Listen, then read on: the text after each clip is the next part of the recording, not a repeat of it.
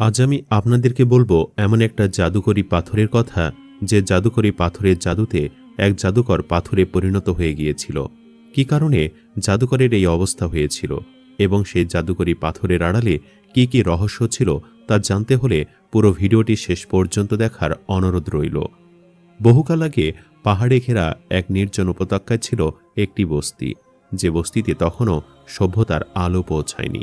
সেখানকার মানুষগুলো ছিল খুব সরল, তাদের জীবনের চাহিদাও ছিল সামান্য। সেই বস্তিতে বাস করত এক দরিদ্র কৃষক, নাম তার মোস্তফা। তার ঘর বলতে ছিল একটি ছোট জরাজীর্ণ কুড়েঘর, যেখানে বিলাসিতার কোনো চিহ্নই ছিল না। মোস্তফার সম্বল বলতে ছিল তার গ্রামের সবচেয়ে ছোট একটু জমি, যা ছিল পাথরে ভরা আর অনুর্বর।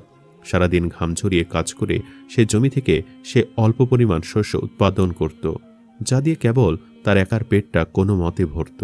তার স্ত্রী বহু বছর আগে মারা গেছেন। মুস্তফার কোনো সন্তান নেই, আত্মীয় স্বজন কেউ নেই। একাকিত্বই ছিল তার নিত্যসঙ্গী। তবু মুস্তফা কখনো তার জীবন নিয়ে অভিযোগ করত না। তার মনটা ছিল খুবই নরম। সে আল্লাহর ফয়সালায় সন্তুষ্ট ছিল। একদিন সন্ধ্যাবেলা যখন সে শুকনো রুটি খাচ্ছিল, তখন আশেপাশে ঝোড়ো হাওয়া বইতে লাগলো। বাহিরের আবহাওয়া দেখে সে ছুটে গেল তার খেতে। কিন্তু সেখানে গিয়ে সে যা দেখল, তাতে তার মনটা পুরো ভেঙে গেল। তার পুরো ফসল নষ্ট হয়ে গিয়েছিল। সে দেখল বাতাসে ছিটকে পড়ে আছে তার মাসের পর মাসের পরিশ্রম। ঠিক তখনই সে একটা অদ্ভুত শব্দ শুনল, যেন কোনো আহত প্রাণী কোথাও লুকিয়ে কাঁদছে। পাথরের ফাঁকে এগিয়ে গিয়ে সে যা দেখল, তাতে সে হতবাক হয়ে গেল। একটি উকাব পাখির ছানা, যার ডানা ভাঙ্গা শরীর কাদায় মাখামাখি, আর সেটি ঠান্ডায় কাঁপছে। সম্ভবত ঝড়ে পাখিটি তার পাহাড়ি বাসা থেকে নিচে পড়ে গেছে। মুস্তফা জানত উকাব হলো পাহাড়ের পাখি। এই পাখিগুলো সাধারণত এমন একটা পাহাড়ে বসবাস করে যে পাহাড়টা ছিল অভিশপ্ত। তাই এক মুহূর্তের জন্য তার মনে ভয় ঢুকে পড়ল, একে তুলে নিলে যদি বিপদ ডেকে আনি। কিন্তু তার দয়ার মন সে ভয়কে হার মানালো। সে মনে মনে বলল, আল্লাহ যদি এই প্রাণীটিকে আমার সামনে ফেলেন, আমি কিভাবে ফিরিয়ে দেই। সে উকাব ছানাটিকে কোলে তুলে নিল, বুকে জড়িয়ে তার কুড়ে ঘরে নিয়ে এলো। তার দেহের কাদা পরিষ্কার করল, পুরনো কাপড় আর কাঠের টুকরো দিয়ে ভাঙ্গা ডানায় পট্টি বাঁধল। তার কাছে খাবার ছিল অল্প, তবু সে নিজের খাবারের কিছু অংশ পাখিটির জন্য রাখল। এরপর থেকে সে নিজে না খেয়ে থাকলেও পাখিটিকে সে ক্ষুধার্ত দেখতে পারত না। সে পাখিটির নাম রাখল মিঠু। দিন গড়ালো, সপ্তাহ পেরোলো, মাসের পর মাস এলো। ধীরে ধীরে মিঠুর ডানা সেরে উঠল। দুর্বল ছানাটি ধীরে ধীরে এক রাজকীয় উকাবে যেন রূপ নিল। তার চোখ ছিল ধারালো, ডানা ছিল শক্তিশালী। মুস্তফা আর মিঠুর মাঝে গড়ে উঠল এক অদ্ভুত বন্ধন। মিঠু মুস্তফার পিছু পিছু ঘুরত, ক্ষেত পাহারা দিত। যে পাখিগুলো মুস্তফার ক্ষেতের শস্য নষ্ট করতে আসত, সে পাখিগুলোকে সে তাড়িয়ে দিত। মিঠু আর শুধু পাখি ছিল না, সে যেন হয়ে উঠল মুস্তফার এক সন্তান, বন্ধু, একমাত্র পরিবার। কিন্তু প্রকৃতি নিজের নিয়মে চলে। একদিন মিঠু পাহাড়ের দিকে তাকিয়ে ডানা মেলল। মুস্তফা বুঝে গেল আজ তাদের বিচ্ছেদের দিন। চোখে পানি নিয়ে সে বলল, যাও বাবা, আকাশ তোমার ঠিকানা। মিঠু উড়ে গেল, কিন্তু সোজা পাহাড়ের চূড়ায় এক ভয়ঙ্কর জাদুকরের দুর্গের দিকে। মিঠু আকাশে মিলিয়ে যাওয়ার পর মুস্তফা অনেকক্ষণ স্তব্ধ হয়ে দাঁড়িয়েছিল। তার চোখ পাহাড়ের চূড়ার দিকে ছিল। তার বুকের ভেতর অজানা আশঙ্কার ঢেউ চলছিল। সে ভেবেছিল এটাই বুঝি তার মিঠুর সাথে শেষ দেখা। হয়তো জাদুকর বারকাশ ইতোমধ্যেই মিঠুকে পাথরে পরিণত করেছে। আসলে মিঠু যে পাহাড়ে বসবাস করত, সেখানে বারকাশ নামের একজন জাদুকরও বসবাস করত। তাই মোস্তফার মনে ভয় হচ্ছিল সে হয়তো তার প্রিয় বন্ধুকে হারিয়ে ফেলবে।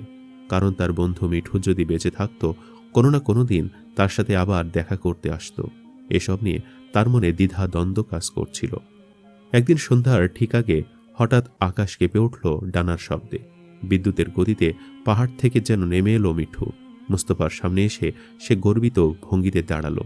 মিঠুকে সুস্থ সবল অবস্থা দেখে মুস্তফার দেহে যেন প্রাণ ফিরে এলো। কিন্তু সঙ্গে সঙ্গে সে লক্ষ্য করল মিঠুর ঠোঁটে কিছু একটা চকচক করছে। পাখিটি ধীরে ধীরে সেটি মাটিতে ফেলে দিল। ওটা ছিল একটি বড় সোনার মুদ্রা, যে মুদ্রায় অদ্ভুত একটা সিল মারা ছিল। সে মুদ্রার সিলটা ছিল এমন, যেখানে খুলি আঁকা, আর খুলির মাঝখানে একটি একচোখা জাদুকরের প্রতীক।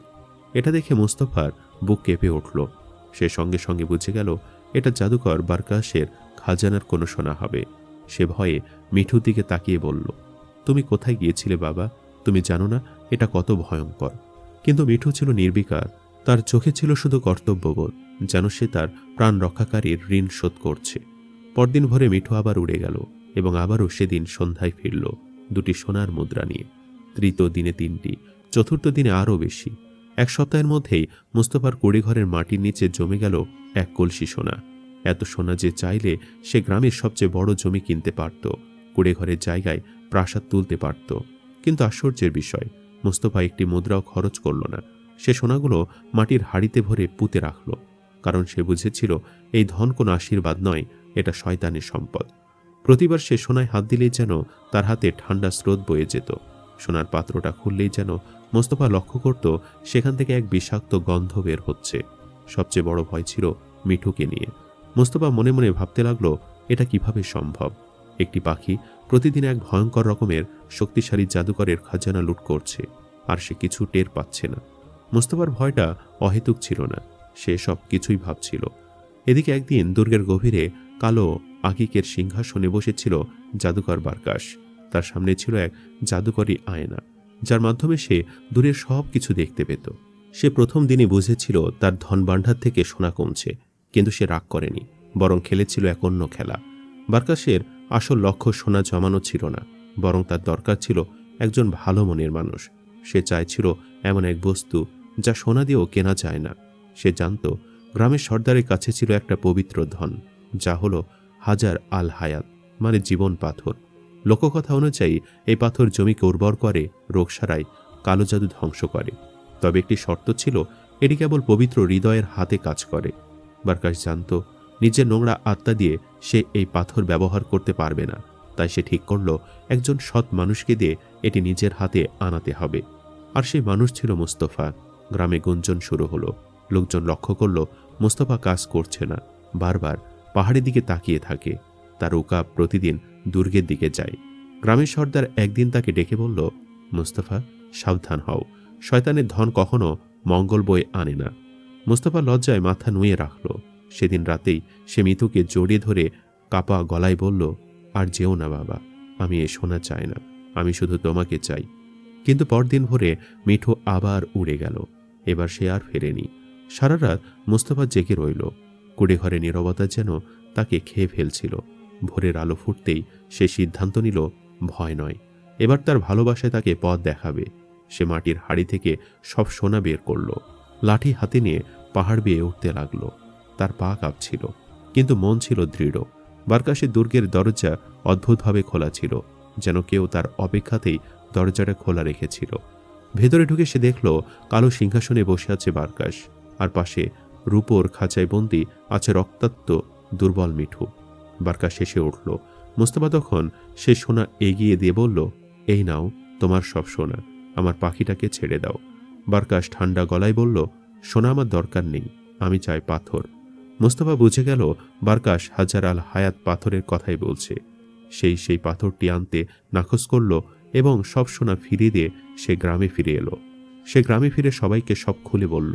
সর্দার শান্তভাবে সব শুনে বলল, এখন আগে মিঠুকে বাঁচাতে হবে, সুতরাং তুমি তাকে সেই পাথরটা নিয়ে দাও, কারণ সেই পাথরটা দিয়ে সে কিছুই করতে পারবে না। পরদিন মোস্তফা পাথর নিয়ে দুর্গে গেল।